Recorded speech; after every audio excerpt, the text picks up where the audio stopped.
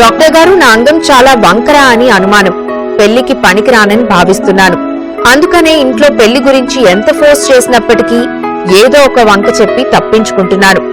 ఇక పెళ్లికి ఒప్పుకోక తప్పడం లేదు.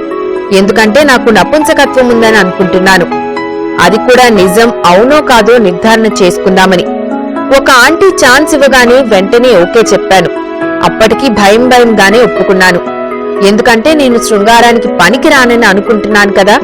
నేను అనుకున్నట్లుగానే ఆంటీ దగ్గర ఏమీ చేయలేకపోయాను. ఏమాత్రం అంగప్రవేశం జరగలేదు.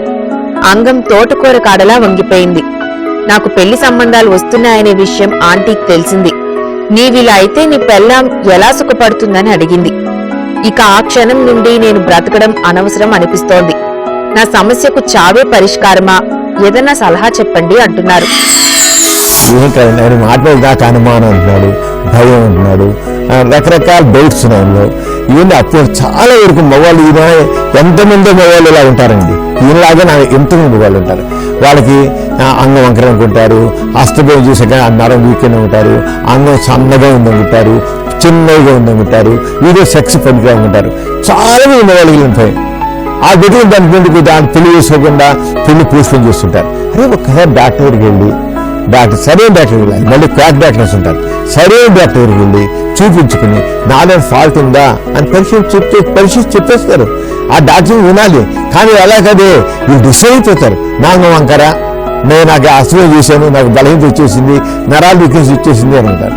ఇప్పుడు ఈయన ఆంటీ దగ్గరికి వెళ్ళారు పరీక్ష కోసం. అసలే భయంగా ఉంది. ఆంటీ దగ్గరికి వెళ్ళారు. ఆ భయం చెప్పినా సరే సెక్స్ విషయంలో ఏమాత్రం భయం ఉన్నా, అనుమానం ఉన్నా, ఆందోళన తప్పకుండా ఫెయిల్ అవుతారు. అది గుర్తుంచుకోండి. దీన్ని పెర్ఫార్మెన్స్ యాంగ్జైటీ అంటాం.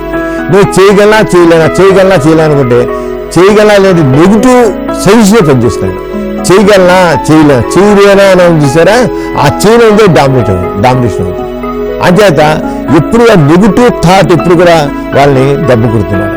అలా కాకుండా ఎవరికైనా డౌట్ అంటే డాక్టర్కి చూపిస్తే డాక్టర్ చూసి మనం చెప్తారు. డాక్టర్కి మీరు వినాలి. కానీ చాలా వినరు. నేను డాక్టర్ తెలుసుకోకపోయాడు, నాకు మాత్రం వీక్నెస్సే, నేను అస్తమయం చూసాం కనుక ఎలా ఉంది, నా అంగం చిన్న కనుక ఇలా ఉంది, లేకపోతే నాకేదో నరాలు వీక్నెస్ ఉంది తెలుసుకోకపోయాడు.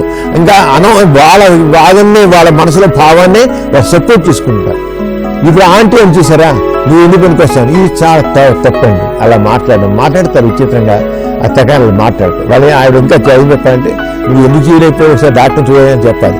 నీ పిల్లల సుఖం పడుతుంది ఉంటేను వేస్ట్ పూర్వం అనుకోండి, ఇంకా కుంగిపోతాడు.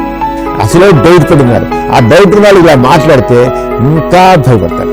అలా అనవసరం ఏమున్నాయండి. ఇవన్నీ ఇలా అనుకునేవన్నీ అప్పుహలే, నిజాలు కాదు. అంటే డాక్టర్ చూపించుకుంటే సరిపోతుంది.